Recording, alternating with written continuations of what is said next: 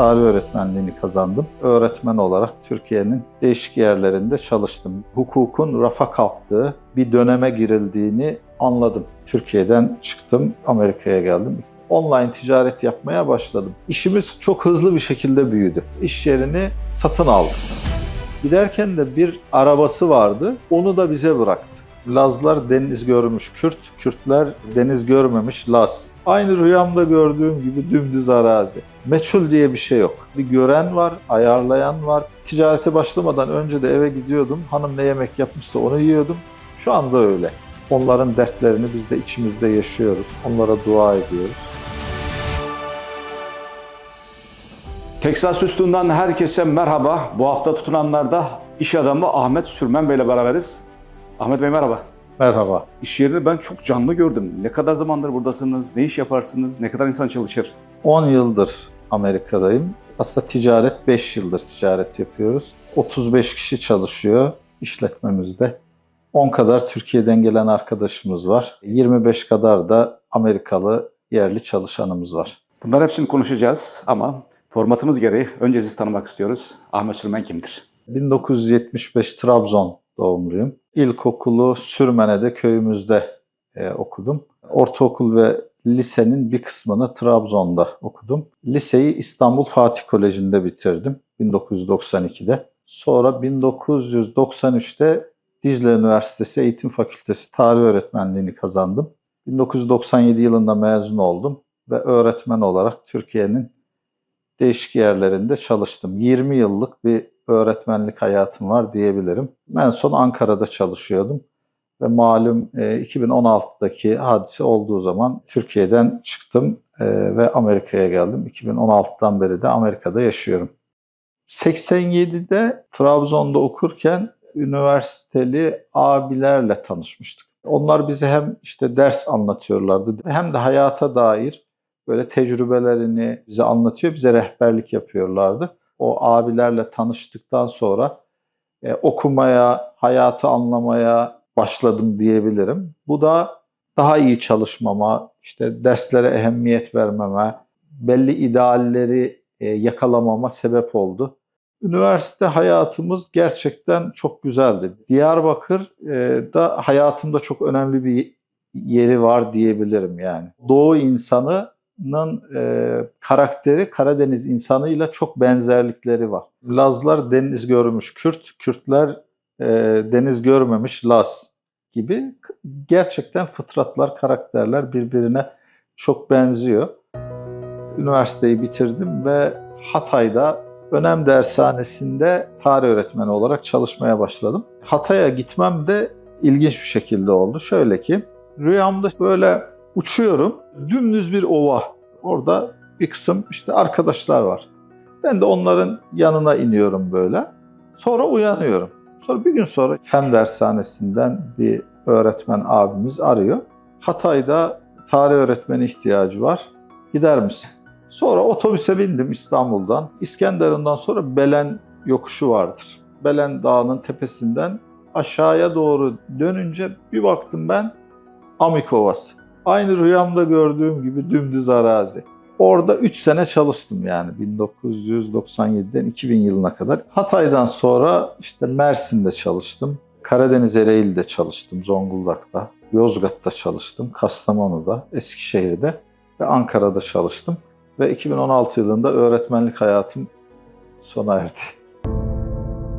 Türkiye'de dolaşmadığınız yer kalmamış. Artık ondan sonrasıyla alakalı yurt dışına çıkmanız gerekti galiba. Evet. Sonrasında da yurt dışına çıktınız. Çıkışınız nasıl oldu? Buralar nasıl geldiniz? 2016'daki bu malum hadise olduktan sonra bir süre artık yani hukukun rafa kalktığı, derdini anlatmanın çok zor olacağı bir döneme girildiğini anladım. Eşim ve 3 çocuğum vardı. Eşim 4. çocuğumuza hamileydi. Böyle bir durumda yolculuk yapması zordu. Onları Türkiye'de bırakıp önce ben çıkmam gerektiğini düşündüm. Ve 30 Temmuz'da Türkiye'den Gürcistan'a geçtim. Bir hafta kadar Gürcistan'da kaldım. 30 Temmuz'da Amerika'ya geldim. İlk başta New Jersey'ye geldim. Ankara'dan tanıdığım bir doktor arkadaşım vardı. 2,5 ay kadar onun evinde kaldık. Başka arkadaşlar da, gelenler de oldu. Ve Houston'a geldim. Houston'a geldikten sonra artık çalışmamız lazım. Mol'de çalışmaya başladık. $8 saatlik ücretle. Daha sonra da burada Raindrop Derneği var, vakfı var. Türk Kültür Merkezi var. Buradaki işte Türk komünitesinden olan insanlarla ilgilenmek, bir kısım organizasyonlar yapmakla ilgili 2021 yılına kadar 4 yıl bu Raindrop'ta çalıştım. Çocuklar büyüyor, üniversiteye gidecekler. Üniversiteler de burada masraflı yani. Maaşla çalışmak değil de biraz daha böyle maaşın üzerinde bir şeyler kazanabilmek için ticari bir şeyler yapsak acaba nasıl olur diye düşünmeye başladım.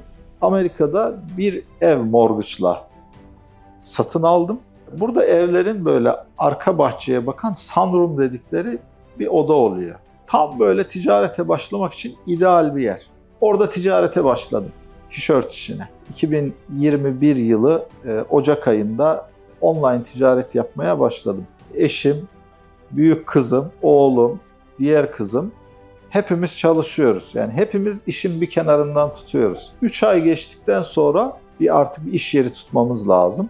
Bir arkadaşımız iş yerini devretmek istiyordu. Onun iş yerini devraldım.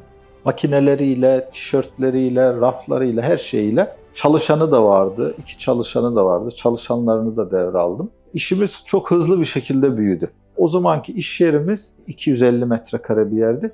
O 250 metrekare yer o zamanki düşünceme göre bir 5 yıl bana yeter diye düşünüyordum. Fakat 1 yıl geçtikten sonra artık orası da yetmemeye başladı. O pandemi döneminde hükümetin ticareti korumak için çıkardığı bir teşvik kredisi vardı. Yani o imkandan da böyle kılı kılına faydalandık. Teşvik kredisini kullanarak bu iş yerini satın aldık. Burası 1050 metrekare. 10 yıl burada herhalde çalışırım. Bir yer ihtiyacım olmaz diye düşünüyordum. Fakat 2 yılın sonunda geldiğimiz nokta, şu anda buraya sığmıyoruz. Bir makineyle başlamıştık. Şu an işte 6-7 tane makine var. Sattığımız ürünler arttı, çalışan sayısı arttı. Şu an işte burada 35 kişi kadar çalışıyor. Bu çevredeki iş yerlerine, okullara sipariş alıp tişört baskı yapıyoruz. Online'da satış yapanlara üretim hizmeti veriyoruz. Onların adına onların ürünlerini üretip onların müşterilerine gönderiyoruz. Sadece Amerika'dan da değil, dünyanın değişik yerlerindeki satıcıların sattıkları ürünleri biz burada üretiyoruz ve Amerika, Kanada onların müşterilerine gönderiyoruz. Bu işimize ek olarak bu ön tarafta toptan perakende bir mağazamız var. Burada üretim yapıyoruz. Burası bir nevi bizim böyle fason yeri gibi. 100.000'in üzerinde aylık ortalama tişört baskı yapıyoruz diyebiliriz. Bu makineyle başladık. 1 yıla yakın zaman kullandık. İşimizin ilk başladığı zaman. Artık kullanılmıyor. Piyasada da bunu kimse kullanmıyor ama ben nostalji olarak bunu saklıyorum. Benim için kıymetli bu, değerli. Manevi değeri var. Benim ismim Abdullah. Moğolistanlıyım. 2022'de Moğolistan'dan Türk okullarından mezun oldum ve burada geldiğimde Türkçem zayıftı. Şimdi iş yerinden dolayı Türkçem biraz daha iyileşti.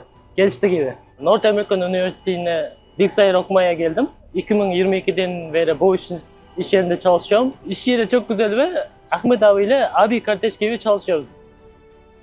Adım Salih. 13 ay oldu. Houston'a geldim. İstanbul'dan geldim ama memleketim Siirt. Geldiğimden beri Ahmet abiyle beraber çalışıyoruz. Ahmet abiyle abi kardeş gibiyiz. Her yerde iyi insanlar var. O insanlardan bir tanesi de Ahmet abidir. Ben onun yanında çalıştığımdan dolayı bunu söylemiyorum yani. Yabancısı, tanıdığı tanımadığı insanları bir şekilde geri çevirmiyor. Yani elinden ne geliyorsa. Ahmet abi gibi insanlar dünyanın her tarafında var. Dünyada iyi insanlar var yani. Bizim duygu düşüncemizde sahip olmasalar da iyi insanlar var. İyi insan iyidir zaten. İdeolojisinden bağımsız olarak iyidir. Ben normalde Türkiye'de öğretmendim. Fen bilgisi öğretmeni. 5 seneye yakın bir içeride yattım. Ondan sonra çıktıktan sonra bir arayışa girdim. Yani beklendiğimizden daha iyi ortamla karşılaştık. Beklentimizden daha iyi insanlarla karşılaştık. İçimizdeki iyiliği öldürmemek lazım. İçimizdeki iyiliği öldürmediğimiz müddetçe o bir şekilde bir zemin bir yer bulur, muhakkak kendini tekrar filizlendirir. Ben de aslında içimdeki iyiliği öldürmek istemediğim için aslında Türkiye'den çıktım. İçimdeki iyiliği Türkiye'de kalmış olsaydım ölmeye doğru gidiyordu yani. Görüyordum yani can çekiştiğini görüyordum. Onun ölmesine çok gönlüm razı olmadı.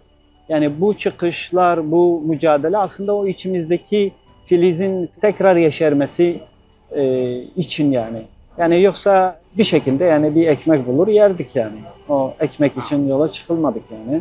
Topluma karşı bir kırgınlığım yok ama bir hayal kırıklığım var. Onu da şöyle diyebilirim yani. Ben toplumu demek ki tanıyamamışım.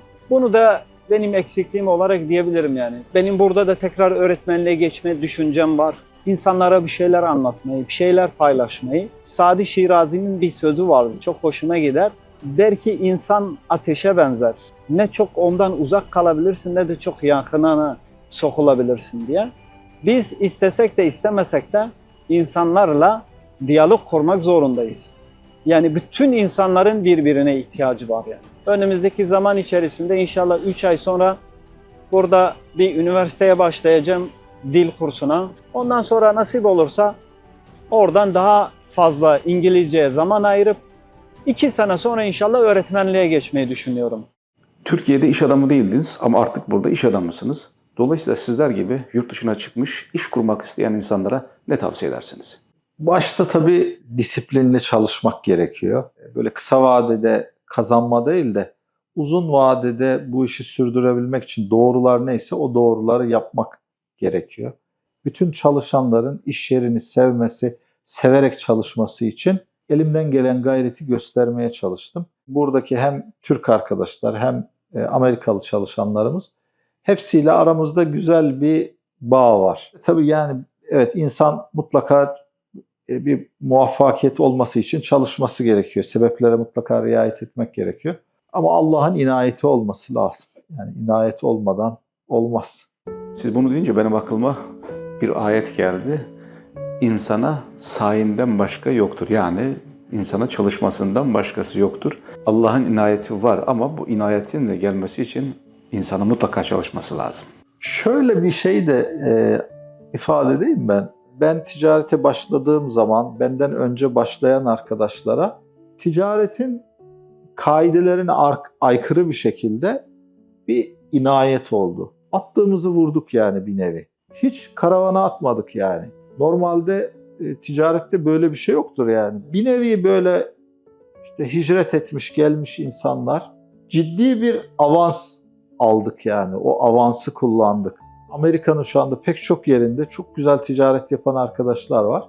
Fabrika büyüklüğünde iş yerleri olan, orta ölçekli, küçük ölçekli 100'ün üzerinde ticaret yapan arkadaşımız var burada. Ben kendime baktığım zaman, şimdi ben Türkiye'de 20 sene öğretmenlik yapmışım. Ticari bir geçmişim yok. Doğru düzgün dil bilmiyorum, ticareti bilmiyorum, bir param yok, sermayem yok.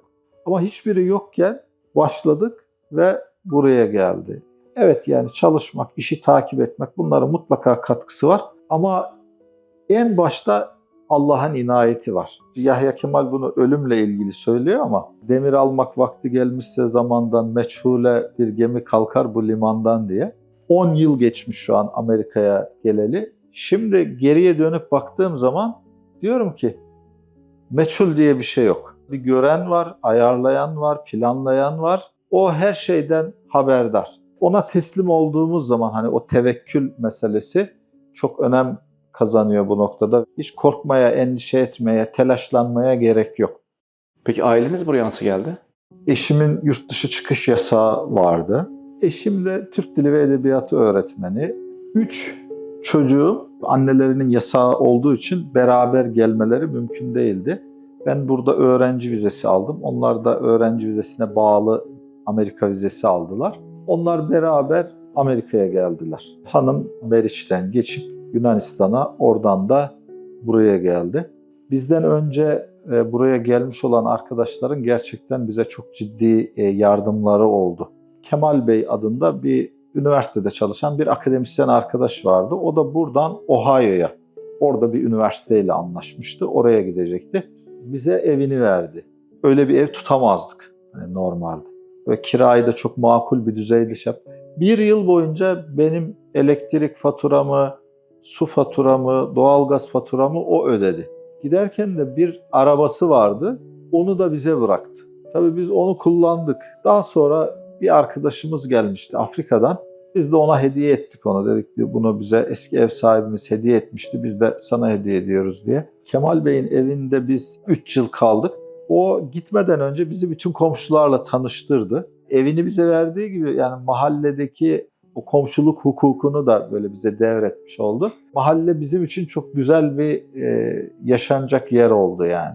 Buradaki arkadaşlar bize çok ciddi yardım ettiler, çok ciddi sahip çıktılar. Tabii burada hani ticaret yaparken, bir kısım imkanları elde ederken bu imkanları işte sadece kendi hayatımızı güzelleştirmek için kullanmak değil, onlardan gördüğümüz bu civanmertliği biz de sergileyebilme adına bizden sonra gelen insanlara yardım etmeye gayret ediyoruz. Gelen arkadaşlar oluyor diyelim, iş ihtiyacı oluyor. Buradaki şu an iş yerimizde 10 tane arkadaş çalışıyor. Türkiye'den gelmiş arkadaş çalışıyor. Ben zaten başladığım zamanla şu anki durumda hayatımda çok bir şey değişmedi. Hani bunu latife yolu şöyle ifade edebilirim. İşte ticarete başlamadan önce de eve gidiyordum. Hanım ne yemek yapmışsa onu yiyordum. Şu anda öyle. İktisadi durumumuza göre yediğimiz şey değişmiyor. Hanım ne yapıyorsa onu yiyoruz. Hayatımızı daha lüks yaşayalım diye öyle bir emelimiz yok. Klasik sorumuza geldik. Herkesin görebileceği bir yere bir şey yazacak olsaydınız ne yazardınız? 2 şey yazmayı isterdim. Bunlardan birincisi hürriyet. İkincisi de inayet. Hayatımızda bu ikisi olduğu zaman hayatımız çok anlamlı, çok değerli, çok güzel olabilir diye düşünüyorum. Türkiye'de birçok şehir gezmişsiniz. En son Amerika'ya kadar gelmişsiniz. Bu kadar göçün size öğretmiş olduğu en önemli şey ne oldu? Hayatın merkezine insanı koyduğumuz zaman iklimin ve coğrafyanın çok da bir öneminin kalmadığını görüyoruz. Bunu öğrendim. İnsanlarla iyi geçinmek, iyi yaşamak olduğu zaman her yerde yaşayabiliriz. Dünyanın her yerinde yaşayabiliriz. Son olarak demek istersiniz. Hem Türkiye'deki hem dünyanın değişik yerlerindeki arkadaşlarımızla ilgili böyle unutulmuşluk hissine kapılmamalarını isterim. Onların dertlerini biz de içimizde yaşıyoruz. Onlara dua ediyoruz. Onların sıkıntılarını böyle bir nebze hafifletebilmek için mutlaka buradaki arkadaşlarımızla, kardeşlerimizle kafa yoruyoruz. İnşallah en kısa zamanda bu sıkıntılı durumdan hem Türkiye'deki hem dünyanın her tarafındaki arkadaşlarımız, kardeşlerimiz kurtulur.